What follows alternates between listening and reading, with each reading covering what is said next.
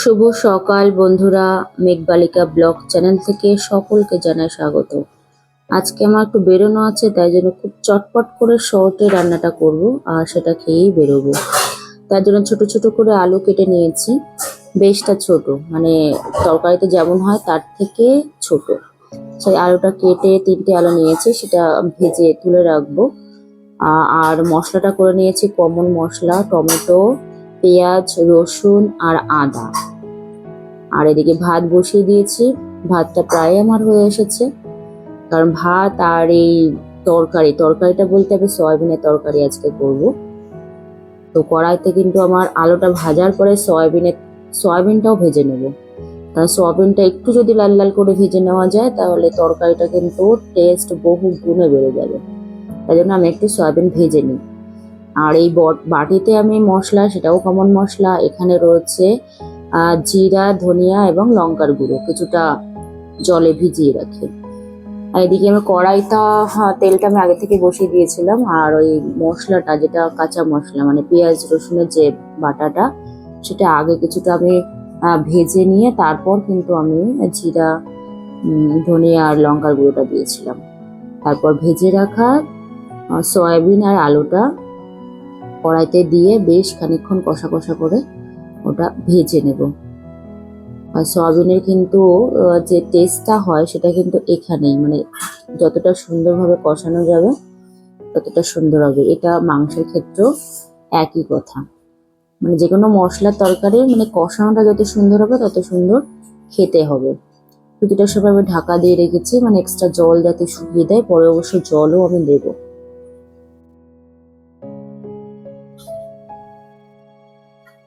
তো আমার জল দিয়েও মোটামুটি কষানো ঠসানো মোটামুটি হয়ে গেছে। তো এদিকে আমার ভাতটাও হয়ে গেছে।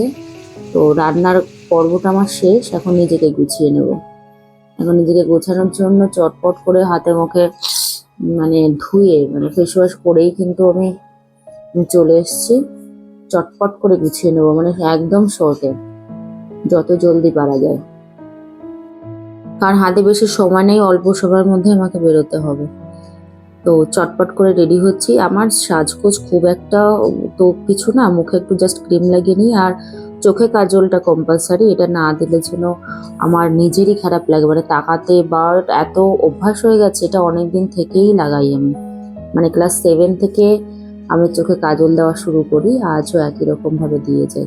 তো চোখে কাজলটা একদম মাস্ট, চোখে কাজল না দিলে আমার ভালো লাগে না, আর যা কিছু সাজিয়ে না সাজিয়ে। যাই হোক, একটু ক্রিম লাগিয়ে তার উপর একটু পাউডার ঘষাঘষি করেই কিন্তু আমার সাজগোজ কমপ্লিট। আর ঠোঁটে একটু লিপস্টিক লাগাবো, এটাই হচ্ছে আমার মেন সাজ। এত কিছু আমি জানিও না, আর সাজতে পারিও না। আর কানের একটা সিম্পল দুল, এটা বেশিরভাগ সময় আমি পরি, পালসের দুল। এটা অনেকগুলো কেনা আছে আমার কাছে, প্রায় 10 জোড়া মতো আছে। কখন কোনটা হারিয়ে, একই রকম কখন কোনটা হারিয়ে যায় ঠিক নেই। যেটা সামনে পাই সেটাই পরে নিই। হারাইও, প্রচুর হারিয়ে ফেলি, মানে এলোমেলো অবস্থায় থাকে, তো যাওয়ার সময় ঠিক খুঁজে পাওয়া যায় না। তো কানের দুটো কমন, ওই কানের দুটো আমি ম্যাক্সিমাম সময় পরি, যখন কোনো চুজ করার কিছু সময় পাই না বা মনে হয় না যে চলো এই কানেরটাই পরে নিই। আর সোনার কানের দুল আমি পরিই না, যবে থেকে ট্রেনে যাতায়াত শুরু করেছি সোনার কানের দুল একেবারেই ত্যাগ করেছি।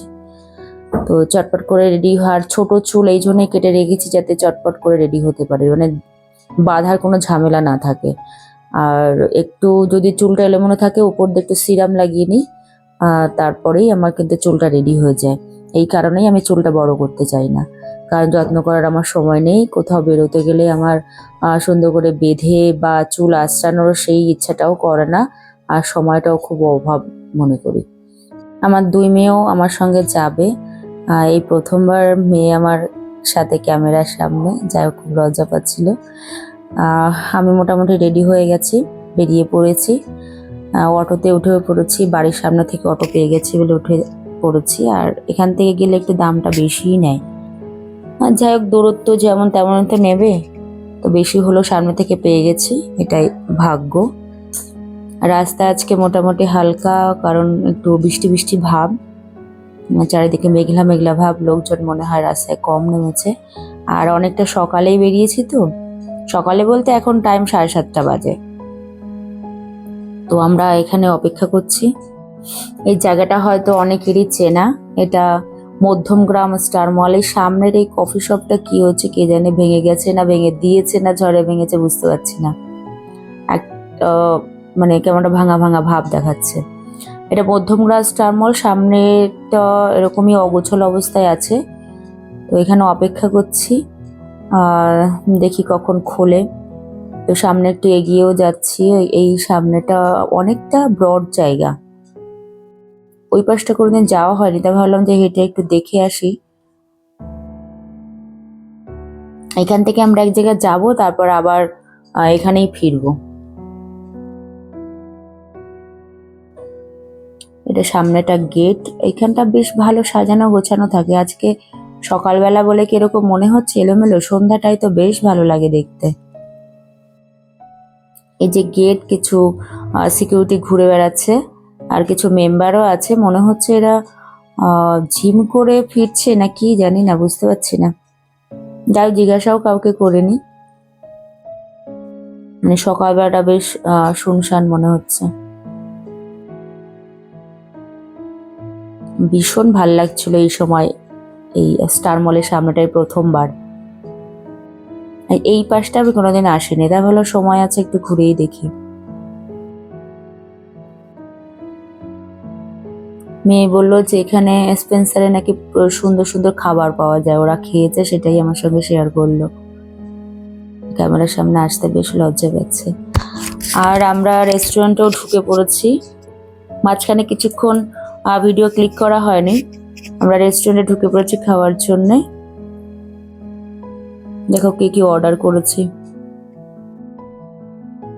এটা ফিশ কাটলেট, পেট কিন্তু ভর্তি, এর আগেও কিন্তু কিছু খাবার খেয়েছে যেটা ভিডিও করা হয়নি। ফিশ কাটলেটটা বেশ টেস্টি ছিল এখানে। তো এখানে বসে আমি ভিডিওটা করতে পেরেছি, কারণ এর আগে যে খাওয়ার ভিডিওগুলো আমি করতে পারিনি, কারণ এমন এমন সব লোকজন ছিল যাদের সামনে ভিডিও করাটা মানে লজ্জা বোধ করছিল, কারণ আমি নতুন ইউটিউবার, তো ওরা অনেকেই জানে না আমার রিলেটিভসরা, যার জন্য আমার একটু লজ্জা বোধ করছিল। তাই আগের যে ওদের সঙ্গে খাওয়া দাওয়াটা আমি ভিডিও ক্লিক করতে পারিনি। তো এখানে রেস্টুরেন্টে ঢুকে মানে এখানে আমি আর আমার 2 মেয়ে আছে, তো এই ভিডিওটা আমি ক্লিক করতে পেরেছি বলে তোমাদের সঙ্গে শেয়ার করছি। ফিশ কাটলেটটা বেশ সুন্দর ছিল। এরপরে আমরা বিরিয়ানি, মটন বিরিয়ানি, চিকেন বিরিয়ানি আর একটা চিকেন টিক্কা মশালা অর্ডার করেছিলাম, আর কোল্ড ড্রিঙ্কস অর্ডার করেছিলাম। তো সেটা খাচ্ছি। মেয়েরা তো যেহেতু ক্যামেরার সামনে আসতে চায় না, তাই ওদেরকে আমি নিইনি, একাই খাচ্ছি আর এটাই শেয়ার করছি। আর এখন মোটামুটি 1:30টা বাজে, রেস্টুরেন্টে খুব একটা লোক নেই, আমরা 3 জন আছি আর আরেকটা টেবিলে 4 জন লোক আছে। তো এখানে এখন বর্তমানে যে খাবারটা পাওয়া যাবে চাইনিজ আইটেম আর মানে বাঙালি আইটেম। তো এই খাবারগুলো মোটামুটি খেয়ে পারিনি কিন্তু, কারণ এর আগেও তো খাওয়া ছিল, ওই জন্য কিছুটা খেয়ে তারপর প্যাক করে নিয়েছিলাম। প্যাক করে আবার বাড়িতে নিয়ে এসেছিলাম, পরে খেয়ে নেবে মেয়েরা, কারণ এদের বাচ্চাদের ম্যাক্সিমাম কিন্তু পেটের খিদের থেকে চোখের খিদেটা বেশি থাকে। ওদের ইচ্ছা ছিল কোনো রেস্টুরেন্টে বসে সুন্দরভাবে খাওয়া। এর আগে চিকেন স্যান্ডউইচ, তারপর পিৎজা এসব খেয়েছে, কিন্তু সেটা তো রাস্তায় দাঁড়িয়ে খেয়েছে, ওই জন্য ভালো লাগেনি। ওখানে রেস্টুরেন্ট থেকে বেরিয়ে 3 জনে 3টে আইসক্রিম নিয়ে খেতে খেতে বাড়ির দিকে রওনা। একটা রাস্তা দেখাচ্ছে, এই আইসক্রিমগুলো বেশ ভালো লাগে, 30 টাকা করে নিয়েছে, আমার বেশ ভালোই লাগে খেতে। এই কদিনের বৃষ্টিতে আমাদের বাড়ির সামনের যে পুকুরটা পুরো ভর্তি হয়ে গেছে, আর পুকুরের জল ভর্তি থাকলে কিন্তু বেশ ভালোই লাগে। তোমাদের যদি দেখতে ইচ্ছা করে পুকুরটা দেখতে চলে এসো, ভীষণ সুন্দর পুকুরটা। সকল বন্ধুদের কাছে একটাই প্রার্থনা, আমার সঙ্গে থাকো, পাশে থাকো এবং আমাকে এগিয়ে নিয়ে যেতে সাহায্য করো। যারা এখনো সাবস্ক্রাইব করোনি আমার চ্যানেলটিকে প্লিজ সাবস্ক্রাইব করে দিও। কমেন্ট বক্স অবশ্যই জানিও আমার ভিডিওগুলো কেমন লাগছে, লাইক শেয়ার কিন্তু করতে ভুলবেন না। ঈশ্বরের আশীর্বাদ সকলের উপর বর্ষিত হোক এই প্রার্থনা কামনা করি। ভালো থাকবেন, সুস্থ থাকবেন, নমস্কার।